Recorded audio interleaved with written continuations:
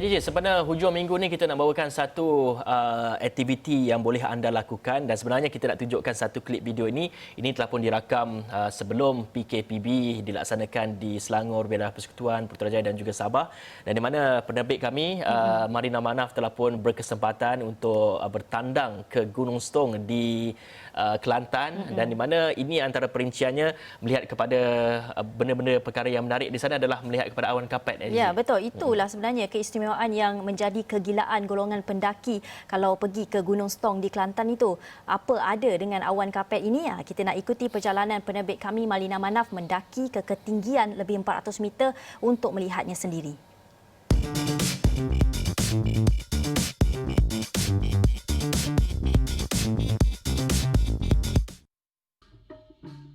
Kabar tentang keindahan awan kapet membawa saya ke Dabung, Kuala Krai, Kelantan kali ini.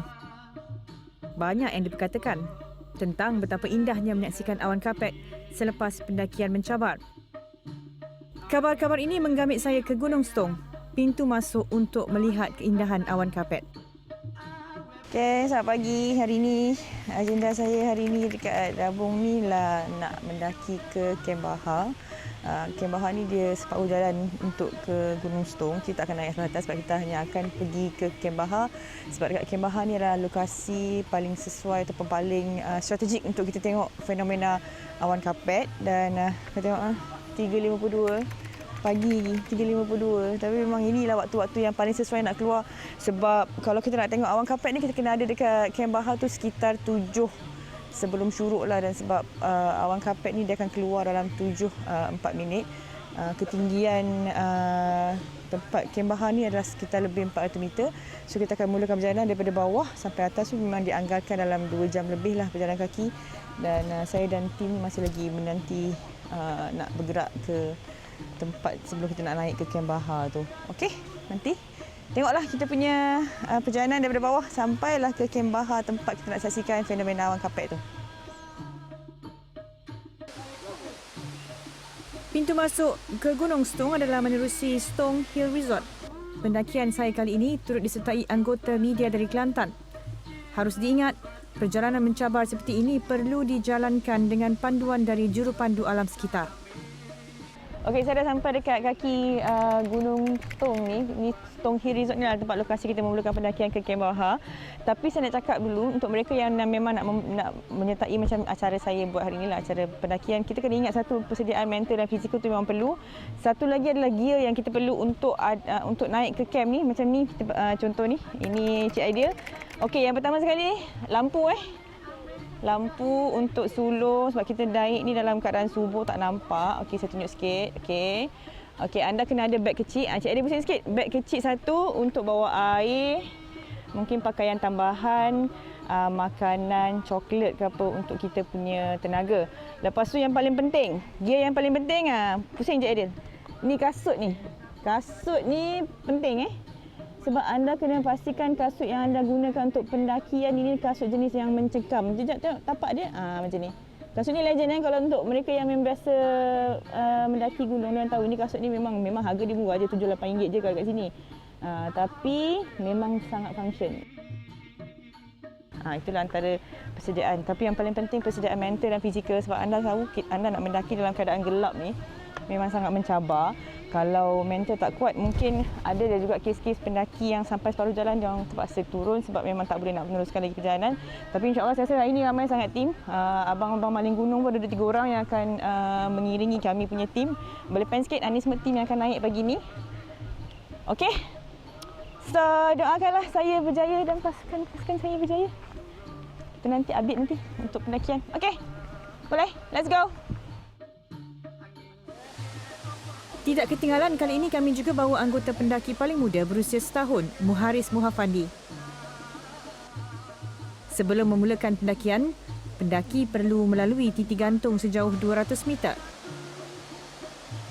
I nak buat 2 grouping atau 3 grouping satu grup dalam 5, maksimum 8. Okey? After first group dah lepas di other side, baru second group follow. First group tunggu saya lepas, baru first group follow.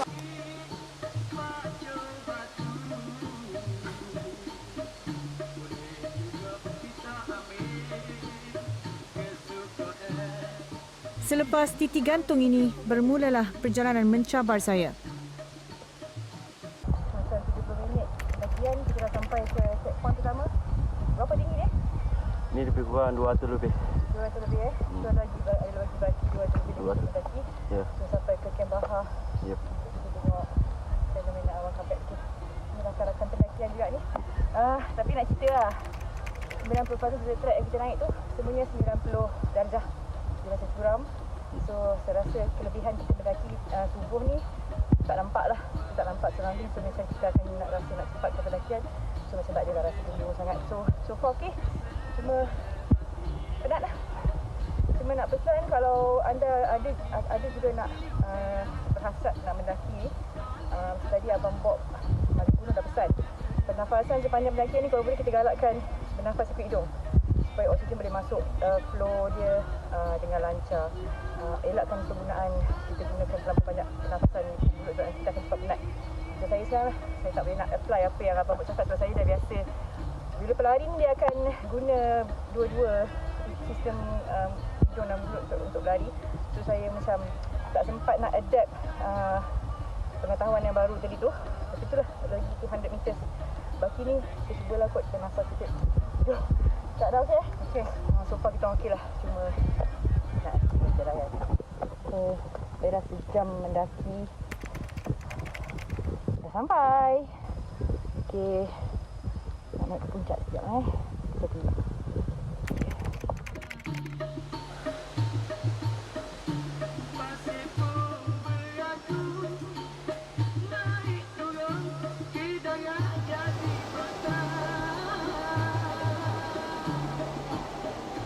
Okey, ini sebenarnya tujuan kami ke sini adalah untuk menyaksikan fenomena awan kapet. Tapi hari ini macam tak berapa nasib baik sebab hujan dan mungkin tak sempat.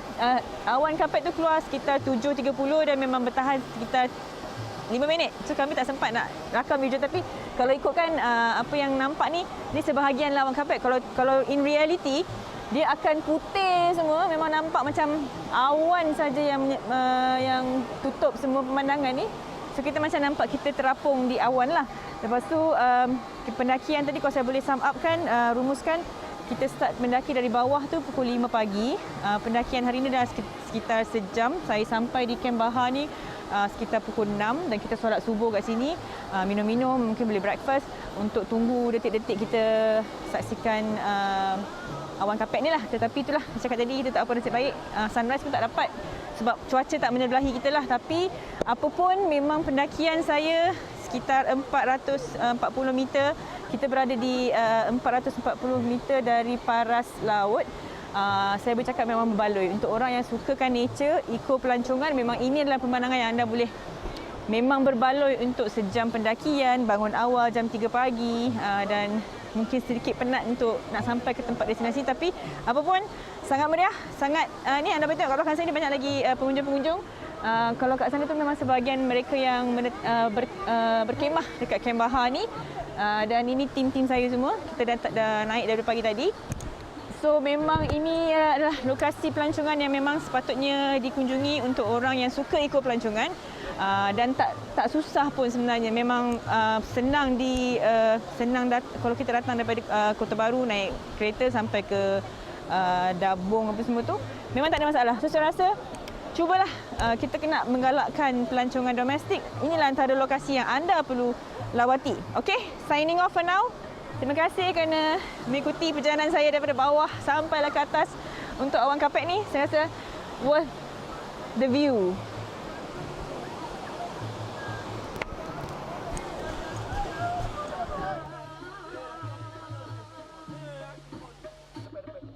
Perjalanan turun dari Kem Bahar lebih pendek berbanding pendakian naik. Sekali lagi melalui titik gantung yang sebenarnya merentasi pemandangan air terjun Jelawang, air terjun bertingkat tertinggi di dunia. So, kita dekat jambatan titik gantung sebab ni dah penghujung trekking punya laluan. So kalau anda boleh lihat belakang saya ni, inilah air terjun Jelawang. Saya akan ni dan lokasi tempat orang mandi banda.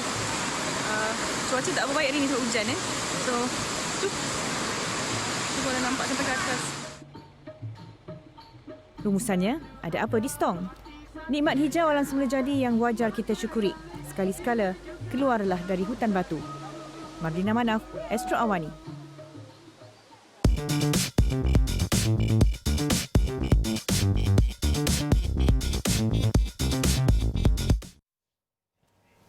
Itu tadi sekali-sekala keluarlah dari hutan batu. Dan kita memang mahu keluar daripada hutan batu ini sebaik saja habis PKPB, dan sebenarnya itu saja yang kita dapat kongsikan di Awani pagi pada jam ini. Saya Jiji Ahmad. Saya Hafizul Rosida. Assalamualaikum warahmatullahi wabarakatuh. Bye.